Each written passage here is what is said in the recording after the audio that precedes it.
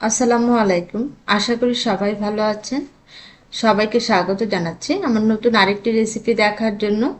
আমাদের আজকের রেসিপি মাটির চুলায় ব্রেড পুডিং। কীভাবে পারফেক্টলি মাটির চুলায় ব্রেড পুডিং তৈরি করছি সেটি আপনাদের সাথে আজ শেয়ার করব। এই ব্রেড পুডিংটি তৈরি করার জন্য প্রথমে আমি ক্যারামেল তৈরি করব।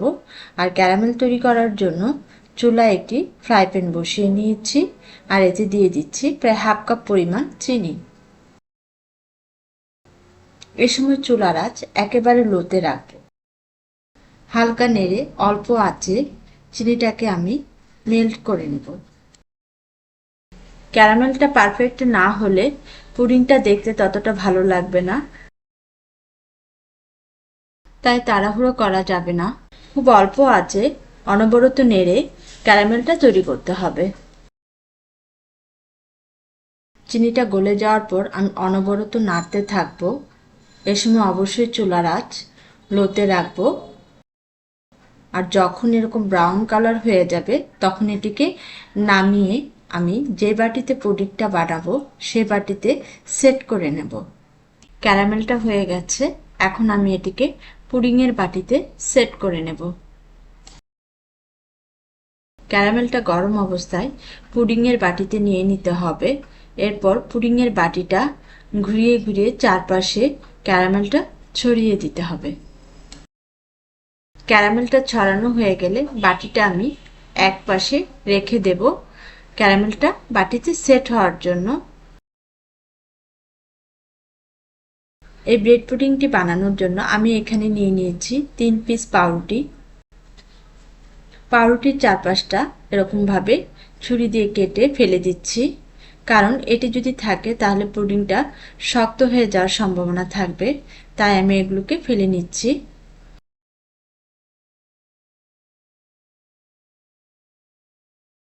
এবং কেটে ছোট ছোট টুকরো করে নিচ্ছি।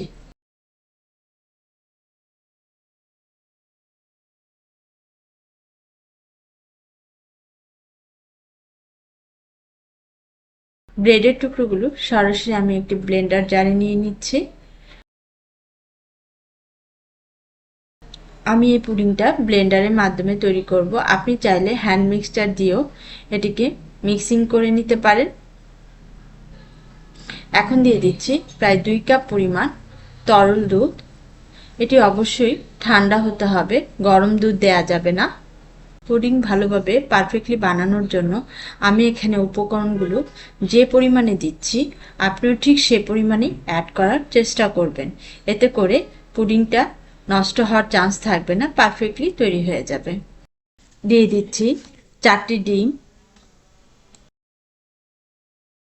এরপর আমি এতে দিয়ে দিচ্ছি হাফ কাপ পরিমাণ গুঁড়া দুধ।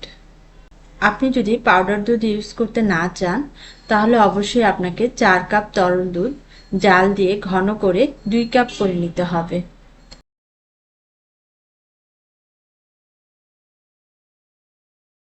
দিয়ে দেব প্রায় হাফ কাপ পরিমাণ চিনি। চিনির পরিমাণটা আপনার ইচ্ছে মতো বাড়িয়ে কমিয়ে নিতে পারেন। এরপর আমি এতে দিয়ে দিচ্ছি প্রায় 1 টেবিল চামচ পরিমাণ লেবুর রস। অনেকেই ভাবতে পারেন লেবুর রস দিলে তো দুধ ফেটে যায়, তাহলে পুডিংটা কি পারফেক্টলি হবে? না, এখানে তেমন কিছুই হবে না। আপনি চাইলে ভ্যানিলা এসেন্সও ইউজ করতে পারেন, তবে আমি এখানে ইচ্ছে করে ন্যাচারাল ফ্লেভার দিয়েছি। এরপর দিয়ে দিচ্ছি স্বাদ মতো লবণ এবং সবগুলো উপকরণ আমি ব্লেন্ড করে নিচ্ছি। আমার ব্লেন্ড করা হয়ে গেছে। পুডিংয়ের বাটিতে ক্যারামেলটাও আমার পুরোপুরি সেট হয়ে গেছে, দেখুন। এখন আমি এটিকে একটি ছাঁকনি দিয়ে ছেঁকে পুডিংয়ের বাটিতে ক্যারামেলের উপর ঢেলে দিচ্ছি।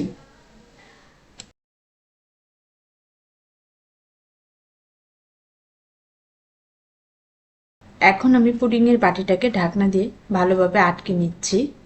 আর চুলায় একটি বড় হাঁড়ি বসিয়ে নিয়েছি, যে হাঁড়িতে আমি বাটিটাকে ভালোভাবে সেট করতে পারবো। আর দিয়ে দিচ্ছি প্রায় 2 লিটার পরিমাণ পানি।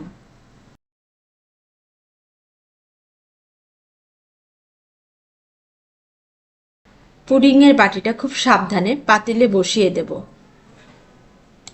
এরপর বাটিটার উপর শক্ত কোনো কিছু দিয়ে দিব। আমি এখানে শিলটা দিয়ে দিয়েছি, তা না হলে বাটির ভিতরে পানি ঢুকে যাওয়ার বা বাটিটা পড়ে যাওয়ার সম্ভাবনা থাকবে। এখন আমি ঢাকনা দিয়ে ঢেকে প্রায় 60 মিনিট চুলায় বসিয়ে রাখবো। যেহেতু মাটির চুলায় করছি তাই একটু সময়টা বেশি লাগছে।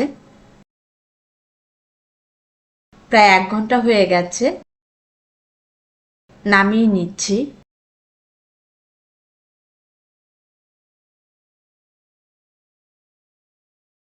বাটিটাকে ঠান্ডা করে বাটির মুখটা খুলে নিচ্ছি।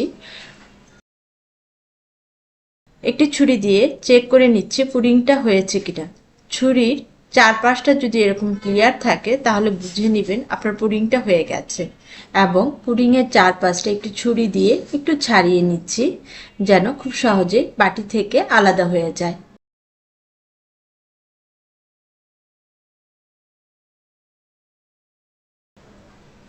এরপর একটি সুবিধামতো প্লেটে আমি পুডিংটাকে নিয়ে নিচ্ছি।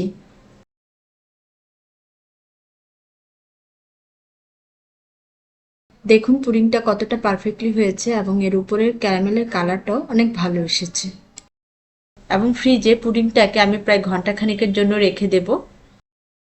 ঠান্ডা হলে ফ্রিজ থেকে নামিয়ে পছন্দ মতো সাইজে কেটে নেব। মাটির চুলায় খুব সহজে অল্প কিছু উপকরণ দিয়ে আমি এটি তৈরি করেছি। বাচ্চারা এই পুডিং অনেক পছন্দ করে। আপনারা খুব সহজে এটি তৈরি করে পরিবারের সবাইকে পরিবেশন করতে পারেন। আমাদের এই ভিডিওটি যদি আপনাদের ভালো লেগে থাকে অবশ্যই লাইক এবং শেয়ার করতে ভুলবেন না। আর চ্যানেলটিকে সাবস্ক্রাইব করে আমাদের পাশেই থাকুন। সবাই ভালো থাকুন, সুস্থ থাকুন। আল্লাহ হাফিজ।